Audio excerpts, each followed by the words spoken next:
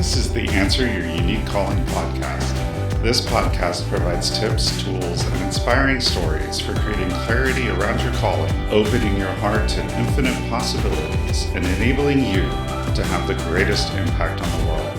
I'm Julian Crosson-Hill, a certified spiritual life coach, meditation teacher, human design specialist, and founder of Priest of Inanna. And most recently, I've joined the faculty at Starseed Academy Coach Training. It's my mission to teach and guide others in living a spiritually aligned life that answers their unique calling. Welcome, and thanks for listening.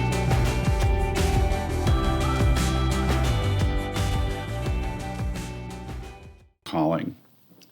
So I record these in advance, and when I was getting ready to record this today, there was news that a draft opinion had leaked from the U.S. Supreme Court, and that the court is planning to overturn Roe versus Wade, which is, of course, the landmark case that guaranteed women in the United States the right to have an abortion, to have control over their own bodies.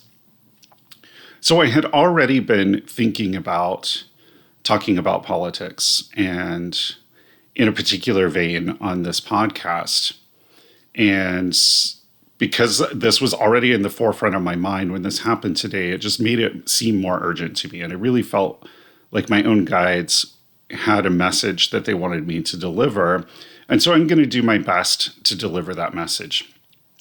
And politics and spirituality may seem very remote from one another, and in many ways they are. But in this particular thing, I think what's going to be instructional in this is how do we approach politics and how do we approach making change in our world? And I think that that's really what I want to talk about today in this episode. So let me just start by saying that as far as the politics and the political situation here in the United States, there's been a lot of fear. And of course, for many people, those fears seem to be realized today.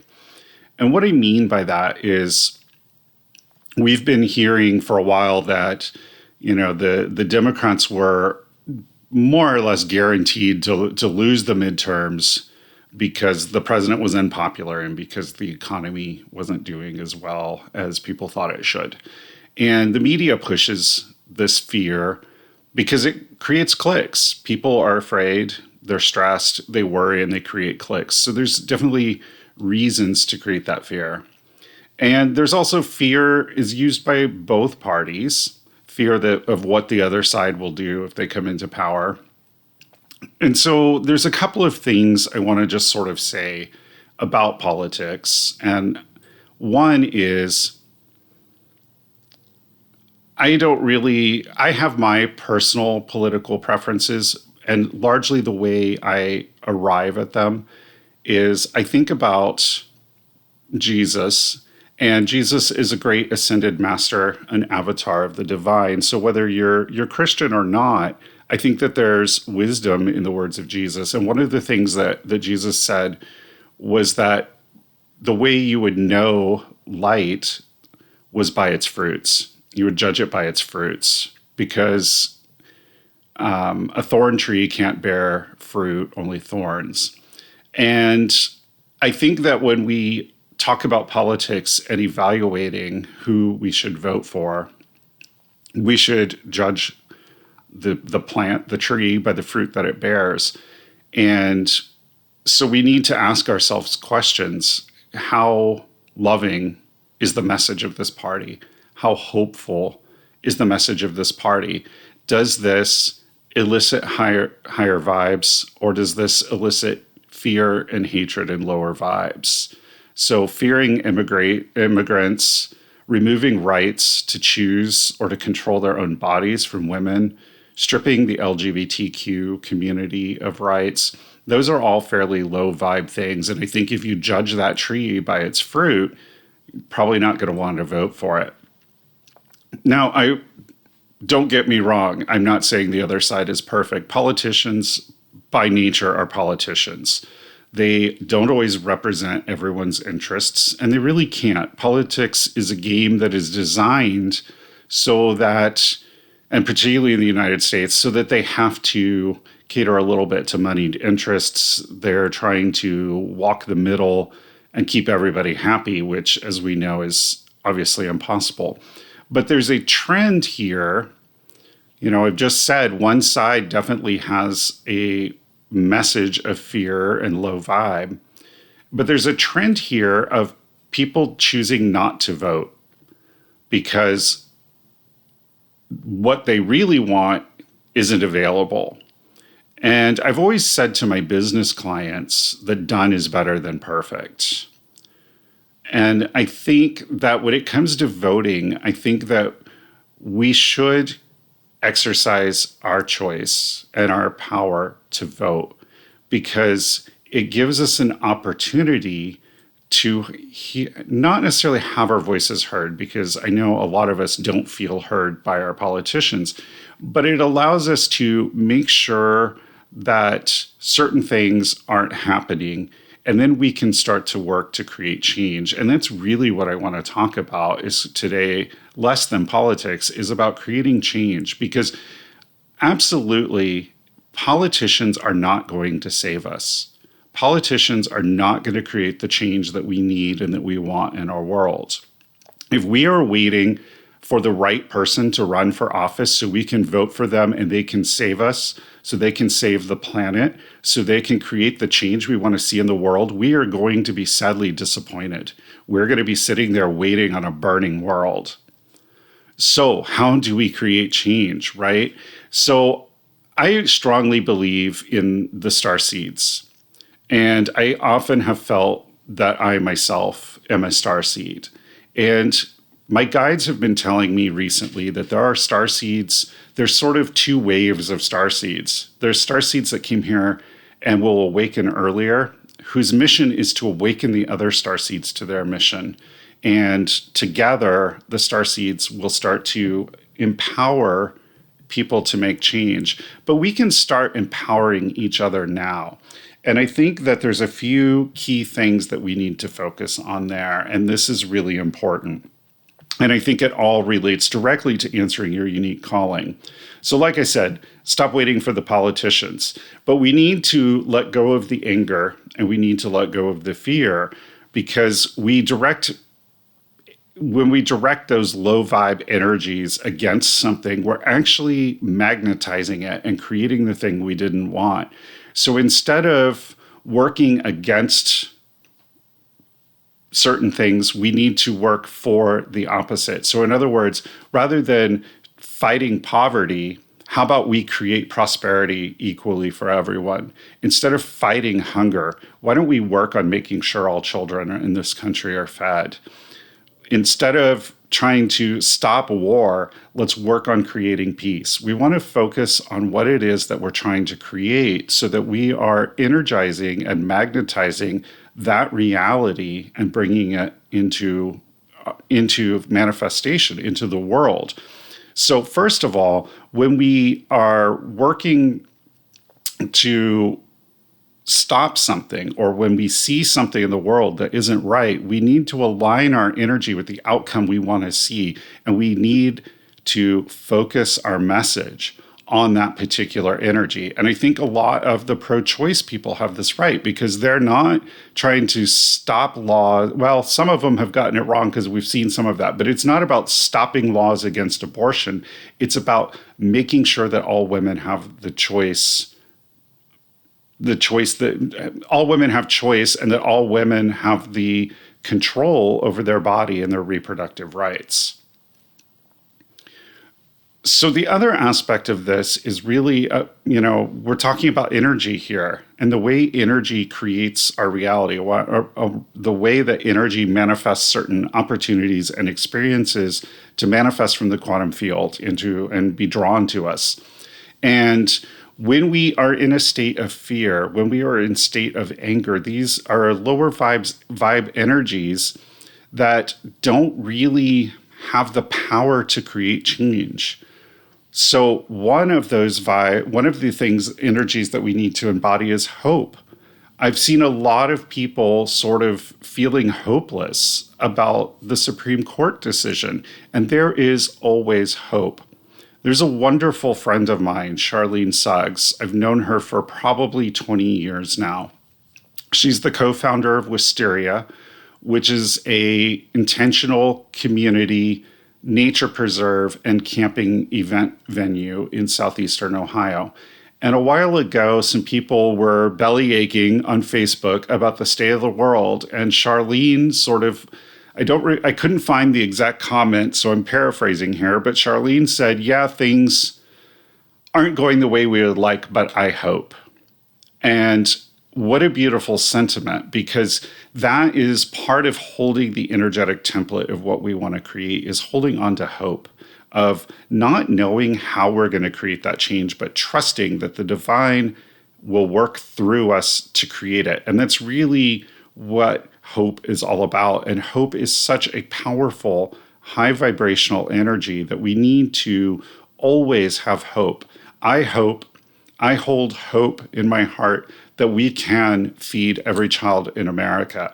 I have hope in my heart that everyone can have equal opportunity for an education. I have hope that we can create shared prosperity equally, that everyone can be wealthy in the world, that everyone can have enough, that everyone can be abundant, that everyone can be joyful, that everyone can love what they do and not dread going to work every day. I hope for that with all of my soul.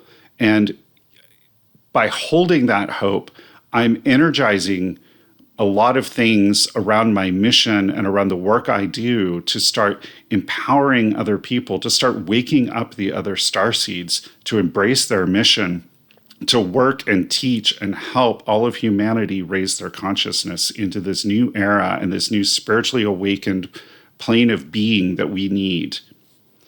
So the other aspect is love. And I know a lot of people are going to immediately have a reaction to that, because I remember a lot of discussion when Trump first won in 2016, and there was a lot of people who were angry and were really hateful towards the people on the other political side. And it was sort of like there was a lot of hate and anger coming from that side towards immigrants and various groups of people. And so people were trying to fight that hate and that anger with more hate and anger, which obviously doesn't work.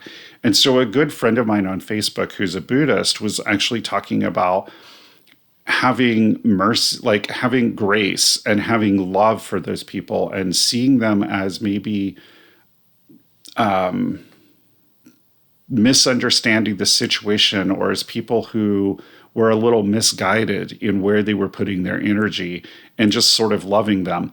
And I know that that is difficult for a lot of people. So beyond that, I said earlier that politicians aren't going to save us. Politicians are not the solution. We have to work at a local level. And I want to talk about this because love is a big part of this. And I'm going to talk about love, and I'm going to talk about the solution to our problems, but I want to talk about it for a minute through the lens of human design. And so human design really operates at 3 frequencies. When we look at the human design body graph, there are gates and channels and energies, and they operate at 3 different levels. They sort of create energetic dynamics in 3 levels. So the first level is individual. It's how does my energy flow, and how do these gates and these archetypes in the human design body graph affect me personally? And of course, when we start talking about creating change, there's the very real aspect of what can I do personally? And a lot of people say, oh, one person can't change the world, or I can't have much impact as one person, but one person can do a tremendous amount. And even more than that, their effort is multiplied because they inspire other people. So you don't always understand the impact you have. So the first sort of frequency of energy in the human design is the individual or the personal. So the second frequency is what we call tribal. And tribe is not used very often anymore because it's kind of appropriation of terms from indigenous peoples. But there are a lot of concepts similar to tribe. There's the idea of kin or clan or I've heard family, which is sort of your friend's family, chosen family idea that is common in the LGBTQ community, particularly with people whose own families have disowned them. So there's this sort of tight-knit, close group. It's very localized. And so there are archetypes and channels and energies that really deal with how do we work with that unit, which in human design is called tribal. So how do we work with that tribal unit? How do those energies operate there? What is the dynamics between us and our unit, tribe, clan, whatever you want to call it? And then finally, the third frequency is the collective, which is much larger. It's all of humanity. And the energies that really deal with how do we relate to the entire collective of humanity and how do we advance the entire community of humanity? How do we evolve as a species of humanity? So when we're talking about love, there's these different frequencies of love as well. There's individual love. It's, self-love. We talk a lot about self-love. Spiritual coaches talk a tremendous amount of self-love because a lot of us have trouble with it. There are so many things in society, advertising and marketing and social conditioning and all these things that tell us there's things wrong with us, that we are defective, that our uniqueness is a fault rather than a beautiful, beautiful gift. And so we start to not love ourselves. So the first frequency that we have to learn to love with is at the individual level. Then the second frequency is that tribal level. Loving our core group, loving our closest friends, our small clan, whatever our unit or our small tight-knit community is, learning to love at that level and taking that love out into that level. And then finally, there's the collective level. And the collective level is loving all of humanity, which of course we often practice in loving kindness meditation, carrying that love to wider and wider groups of people until we're loving the planet and loving all of humanity. So love works at these different frequencies.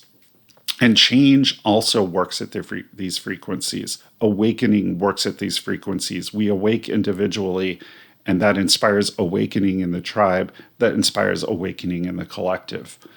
All of change happens first at the individual level, then at the tribal level, and then at the collective level. So these frequencies are a pattern that works with any type of energy in that way.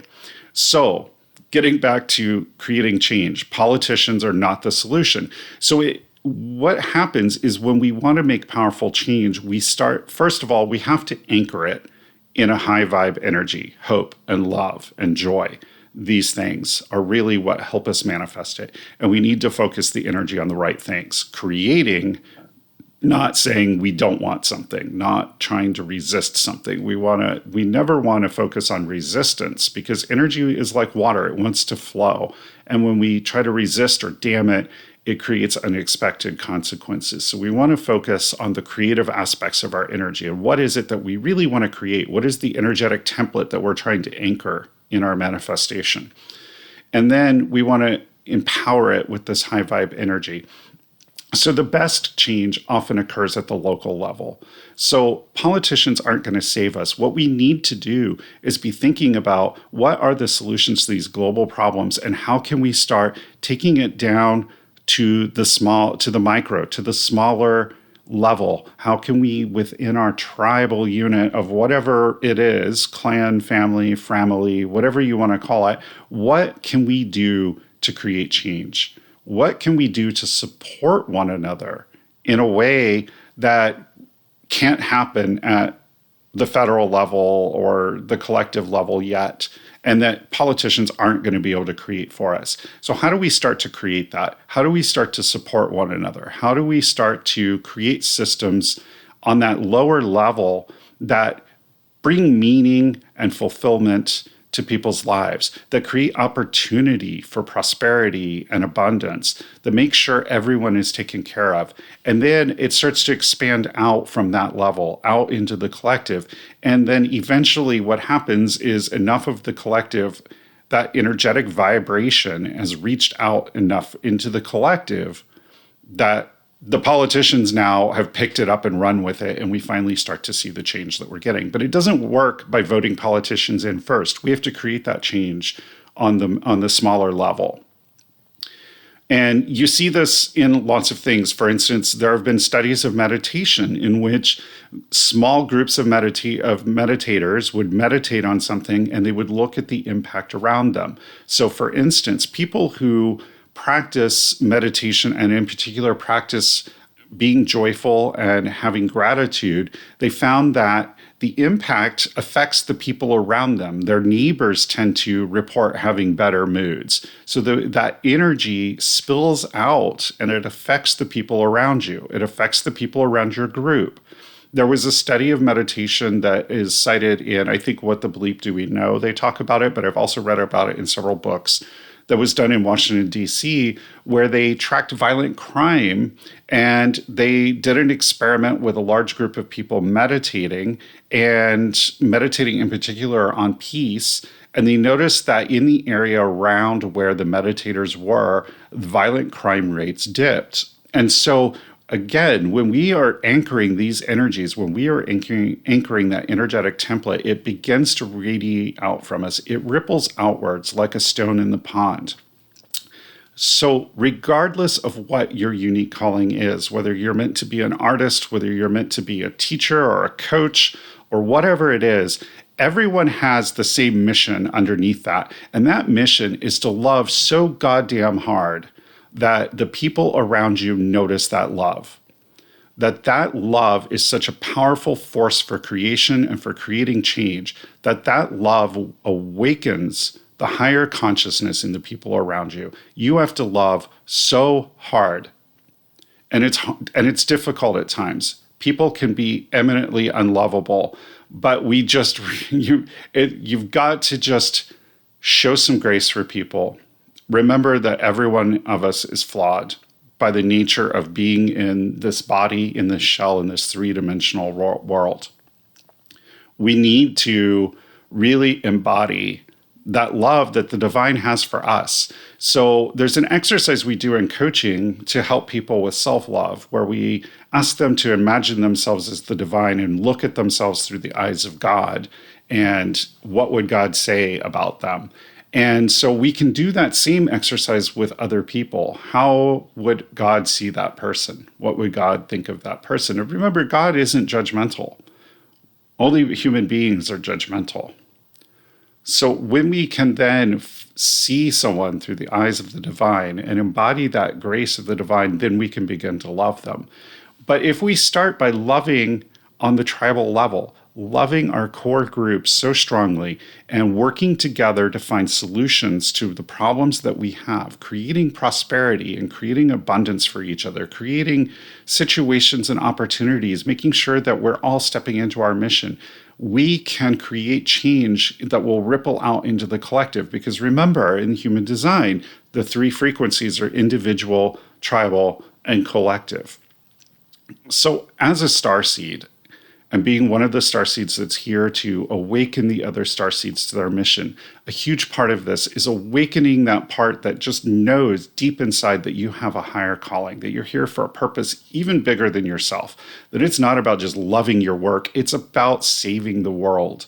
It's about saving the planet, about saving humanity, about helping humans elevate their consciousness and step into a new era of high vibrational energy.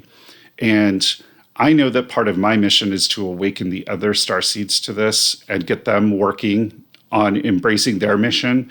And along the way, there are a lot of people who don't identify as starseeds, who have important, big missions, who are going to make tremendous change in the world. And it's important that everybody embody that mission, because as we've seen with this Supreme Court justice, the time is now. We need to step into those roles. We need to fulfill our mission, and we need to love so goddamn hard that it takes everything out of us. We're loving so hard in the world. The world needs love right now more than anything else. And if you have nothing else to give, love is what you need to give. Everyone can give love. So my final message to you here is, Rather than waiting for the politician or the group that's going to come along and save everybody, vote for the best option that we have, because I do believe that voting is an important part of our spiritual duty. And then get out there and find your core group, find your people, find your tribe, love with all of your damn heart, and start finding solutions to the problems within your tribe first, and then carry that out into the world. And together, we can make change, we can save ourselves, and we can save the world. Bright blessings. And we can save the world. Bright blessings.